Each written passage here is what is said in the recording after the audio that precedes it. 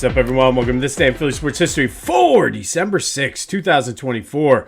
I'm your host, Jim Montgomery. Welcome to a feel-good Friday edition of the podcast.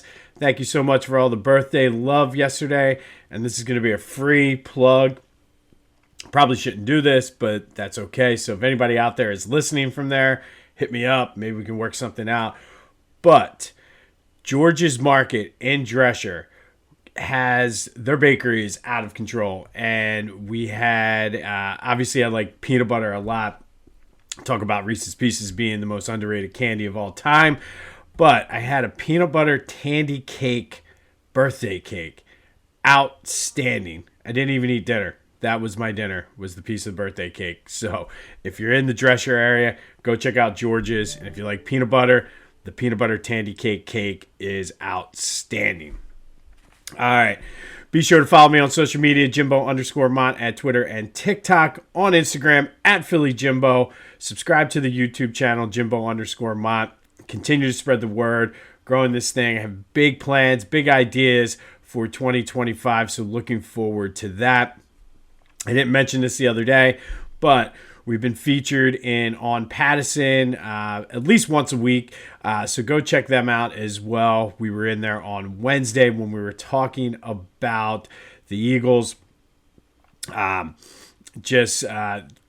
Great, excuse me, the 2006 Eagles, but great newsletter, good read. So go check out On Pattison and subscribe to them and show them some love. There's still time to donate for our gift and food drive. Still, donations are coming in.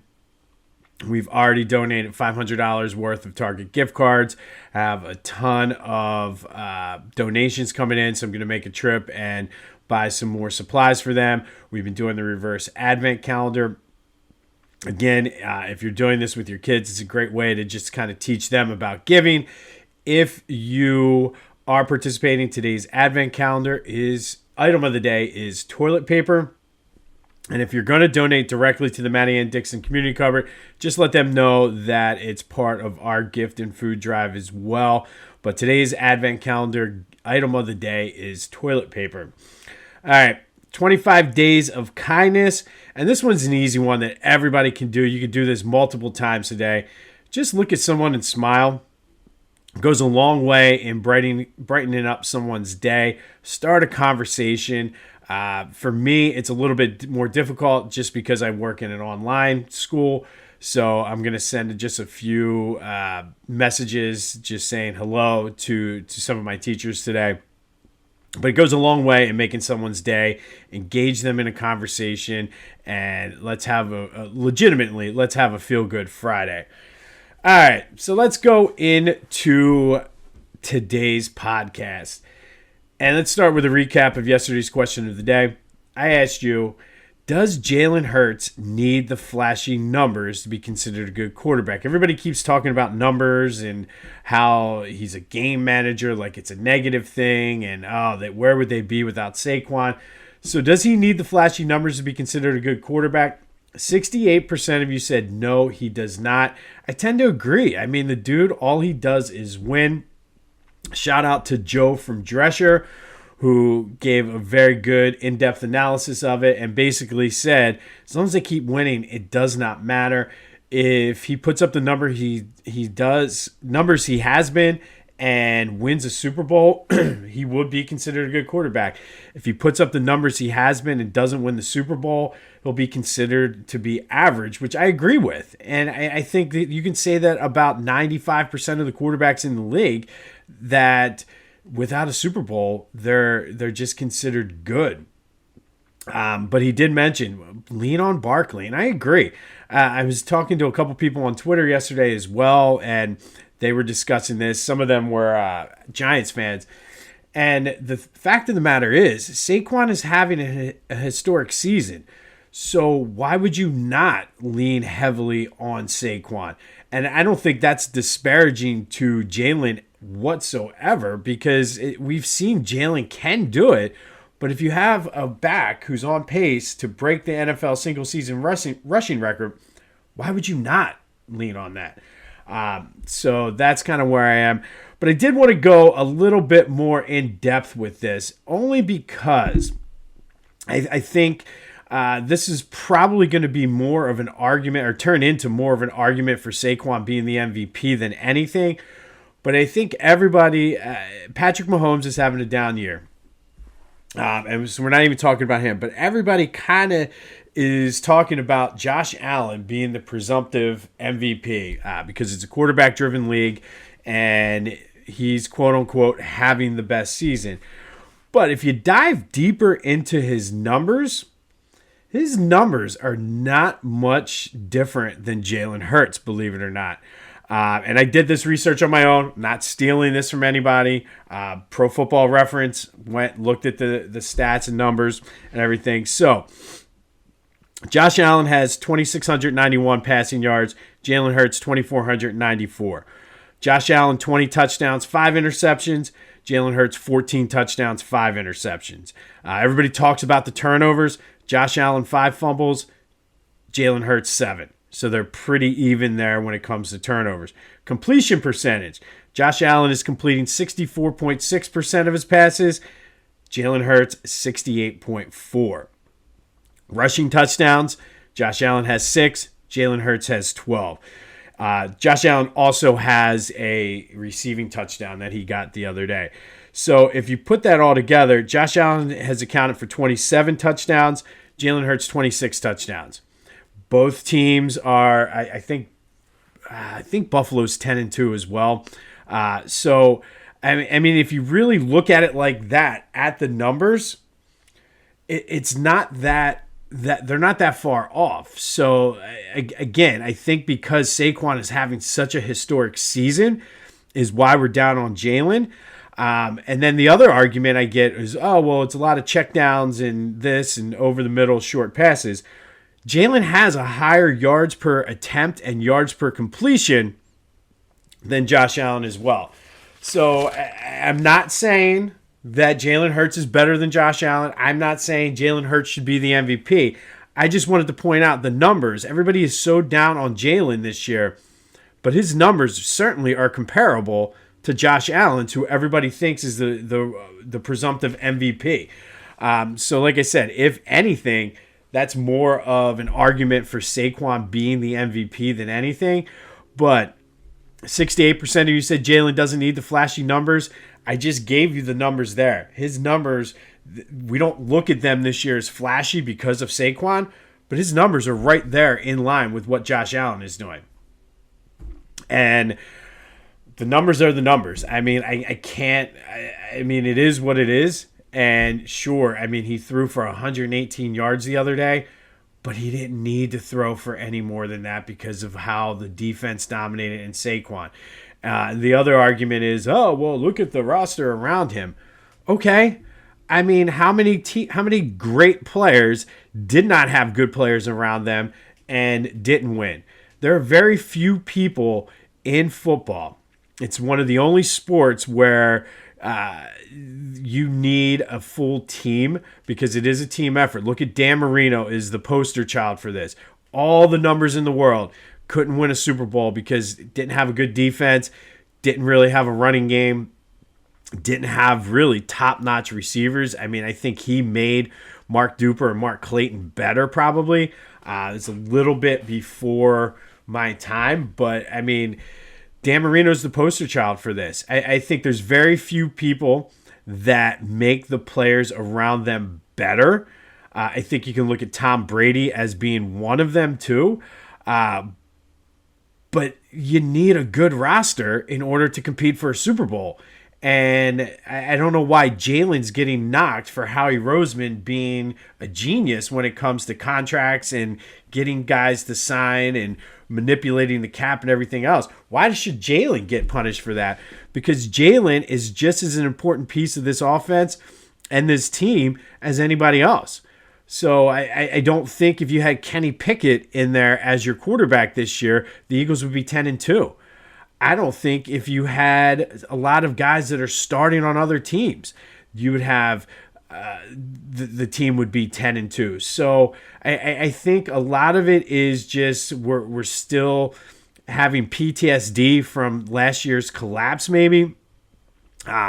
We kind of had last season coming off the heels of the disappointing Super Bowl loss, so our judgment is clouded somewhat. But I mean, I just gave you the numbers. Jalen Hurts is right there in line with Josh Allen. So I think all of the Jalen hate and being down on Jalen, I don't get it. And it's not as though they've had to rely on Jalen to win games this year. Sure, there's going to be a point in time where Saquon's going to get locked down for a little bit and Jalen's going to have to step up. But he's done that this year. He's made throws when he had to. Saquon is just having a ridiculously good season. Historic season. So why would we not rely on him is, I guess, my case. Can Jalen throw for 300 yards? Yes, we've seen him do that in the Super Bowl toe-to-toe with Patrick Mahomes. He did it last year against Josh Allen in a regular season game. He did it he's done it. He had a great game against Miami last year. He's had good games. It's just Saquon, our judgment is clouded. I just, like I said, I just wanted to point that out there and throw it out. I think sometimes maybe we're too close to see the big picture. But that's my take on that. And then speaking of Saquon, lots of talk this week about the MVP and getting the record. And should they rest him? Should they not? And look, I think at this point, this team has larger goals than that. And if Saquon gets the MVP, Saquon is able to break the record, I think you go for it. I really do. I don't think you sit him I heard people say that he should sit out this week against Carolina. And I think that is just horrible. Sends a bad message to the team. Sends a bad message to everybody. As Herman Edwards said, you play to win the game. In the course of winning that game, if you have the chance for the individual accolades, absolutely you go for it.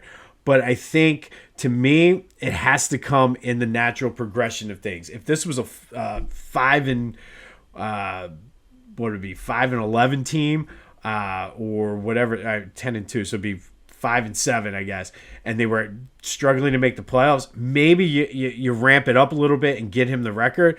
But this is a Super Bowl or bust team now, and you need to win the game first. That should be the primary focus. The other stuff will come, but I think if it comes down to the last game of the season and Saquon needs 115 yards to break the record, why not? I mean, especially because Detroit won last night. It looks like you're going to be in a battle for the number one seed. It is what it is. But I think the number one focus, number one goal, and I think Saquon would say that too. I mean, deep down, would he love to set the record? Probably. Would he want to win the MVP? Who wouldn't? Excuse me. But I think he would much rather win the Super Bowl than anything. So that's my take on that. Saquon, no surprise really, was the NFC Offensive Player of the Month.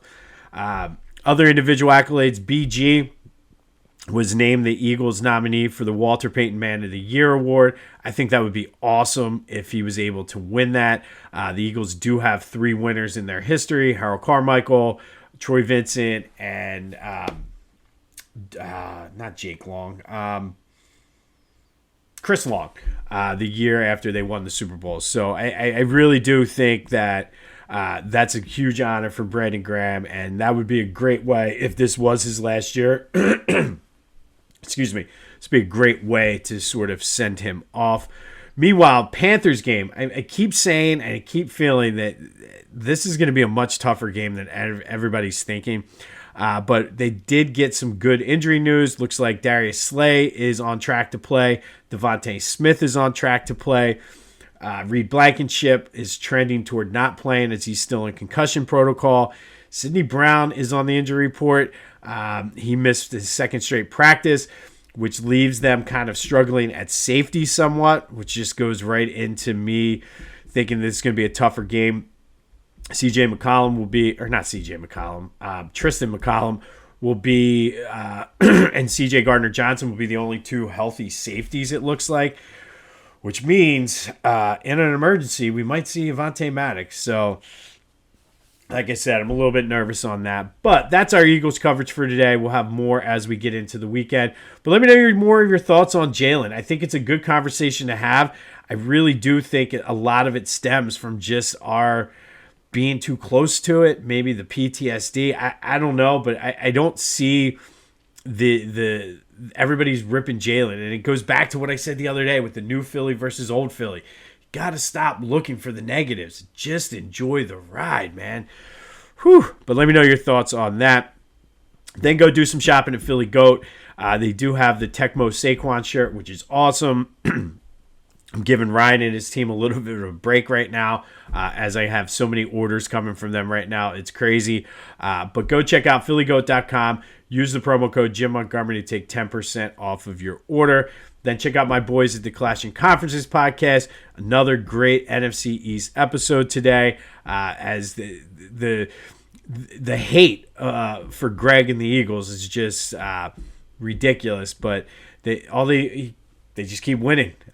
So I guess that's I don't know. Maybe they're making fun of him because they're jealous. I don't know. But go check out the Clash and Conferences wherever you get your podcasts, as well as on YouTube. All right, Sixers in action tonight against the Magic. Surprise, surprise, no Joe as he continues to manage his left knee. I really do think that the knee is way more hurt than what we think. I don't know if it's ever going to be right, so we'll see what happens. No word on if PG is going to go tonight. He should. I guess that he sat out the other night because it was a back-to-back. Adem Bonham is not playing. He's dealing with a knee bruise. I don't know what's up. Maybe the training staff needs to be looked at here for the Sixers. But Sixers Magic tonight down at the Wells Fargo Center, if anybody cares. Flyers, though, last night played a wild one down at the Wells Fargo Center, and I think they lost 7-5. But I think the fact that they went toe-to-toe with the defending champs and hung in there with them. Obviously, the Florida Panthers are a much better team than the Flyers, much more experienced team, so that's what's going to happen when you have teams. But the fact that they went toe-to-toe with them, got down early 3-0, came back, stormed back, really, took a 5-4 lead, ultimately losing 7-5. Again, and the seventh goal was an empty netter. I think that's a huge step in the right direction. And usually I'm not big on moral victories. But I think for a team that is admittedly in a rebuilding phase with a lot of young talent, to be able to go and hang with them, I think that's a good stepping stone moving forward. This is the time where the moral victories count, not when the team is supposed to be good. This is a huge step in the right direction. Matvei Mishkov had 3 assists. He just continues to impress. Owen Tippett had 2 goals himself to tie the game up. Just a good overall. I mean, obviously, they could have played better defensively, but Florida is a good team. And the fact that they went skated toe-to-toe with them, it's a huge step. Another big test for them tomorrow as they're up in Boston. That is, I think, a 1 p.m. tip-off. But the fact, or face-off, I don't know what it is called for hockey. Is it a start? I guess it's a start time, but is it face-off, tip-off? Either way, Boston's kind of struggling, middling around right now, but another good test for the Flyers tomorrow up in Boston. But that all leads me into today's question of the day. We have a lot of good rookies here in Philly, and next year we're going to probably see the debut of Andrew Painter. There's a possibility that Justin Crawford could make the team for the Phillies. So it's an exciting time for rookies here in Philadelphia. But as it stands right now on December 6th, who is the most exciting rookie in Philadelphia? Is it Jarrett McCain, Quinyon Mitchell, Cooper DeJean, or Matvei Mishkov? For me, I'm going Matvei. I mean, I've watched way more hockey this year than I ever have. And this dude is doing things that are just ridiculous. You certainly can make the case for Cooper DeJean. Certainly can make the case for Q. Obviously, you can make the case for Jarrett McCain as well. So who's your most exciting rookie right now in Philadelphia? Jarrett McCain, Matvei Mishkov, Quinyon Mitchell, or Cooper DeJean? Call me or text me on the Back to the Future voice and text line 267-495-8531. Get your thoughts out there. Anything else Philly sports related? Want to talk more Jalen? Want to vent about the Sixers? Get your excitement about the Flyers? All of that is fair game.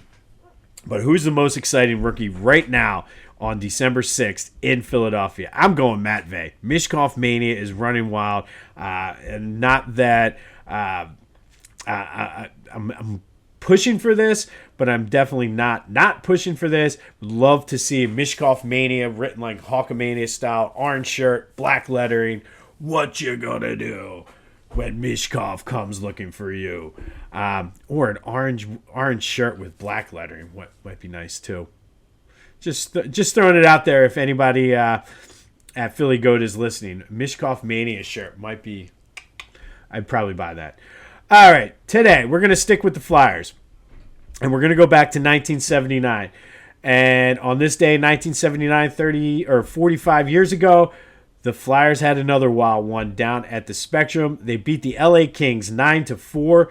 It was their 23rd game in a row without a loss. We all know they went on to win 35 or be beaten in 35 straight. Which is a North American sports record. It was their first win in 3 games. They had tied the previous 3. Much like last night, they got down 3-0 after the first period, and then they fought back, literally and figuratively. Reggie Leach scored 2 goals in 20 seconds, which set a Flyers record to open up the second period. Flyers scored 6 in the second period, and then things got chippy. Lots of fights and brawls were breaking out. Guys just getting frustrated. 153 total penalty minutes for the game. Reggie Leach would go on to add his 3rd goal for the hat trick in the 3rd period. Norm Barnes and Rick McLeish each had 3 assists. Ken Linseman had 2 goals and an assist. And it just was a total domination after a slow start by the Flyers, both literally and figuratively, as there was fights galore in this game. Little side note, the Flyers also extended their unbeaten streak against the LA Kings to 21 at that point. Just total domination of the LA Kings.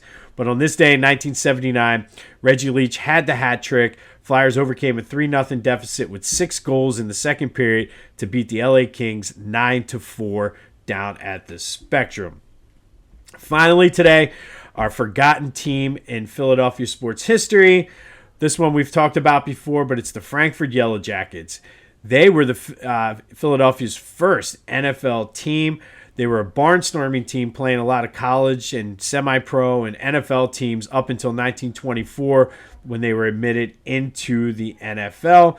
They won their first and only NFL championship in 1926, and this team became the first team to win a championship in football in Philadelphia. The Frankfurt Yellow Jackets, they used to play 2 games per weekend, which is just insanity.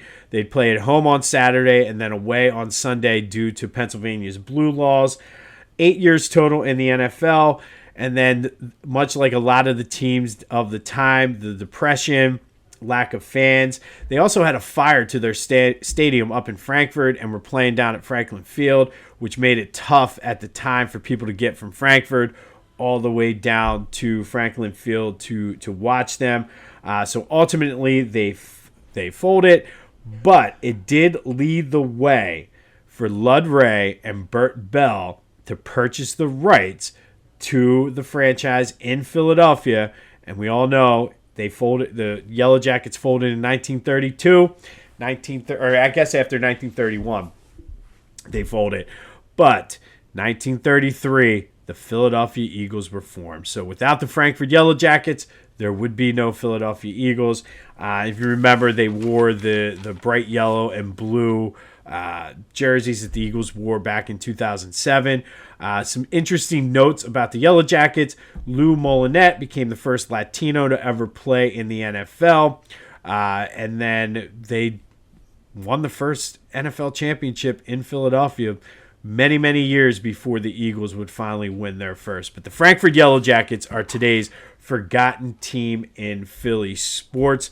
And Like I said, they laid the groundwork for the Eagles. If it wasn't for them folding, Ludray, Burt Bell would not have been able to bring the Eagles to Philadelphia. So thank you, Frankford Yellow Jackets. On this day in 1979, Flyers beat the Kings 9-4 at the Spectrum. Reggie Leach with the hat trick. Flyers overcame a 3-0 deficit with 6 goals in the second period. We'll have more on the Eagles as we gear up for the Panthers game. I just have a feeling this is going to be a tougher game than what we think. Be sure to answer the question today. Who's the most exciting rookie in Philadelphia right now? Matvei Mishkov, Quinyon Mitchell, Cooper DeJean, or Jarrett McCain? Get your votes in. Get that. Anything else Philly sports related. And let me know more about the Jalen thing. Like I said, I gave you the numbers right there. It's actually blue and white because I wrote with a blue pen. But the numbers are the numbers. He's comparable right there with Josh Allen. So why are we so down on Jalen Hurts? Is he a victim of Saquon's success? I don't know. But let me know your thoughts on that. And we'll have an update on the Sixers. Not sure who's going to play, who's not, but yikes. That's all coming to you tomorrow. But this has been This Day in Philly Sports History for December 6, 2024. My name is Jim Montgomery. Go have a feel-good Friday. And until next time, I'll see you when I see you.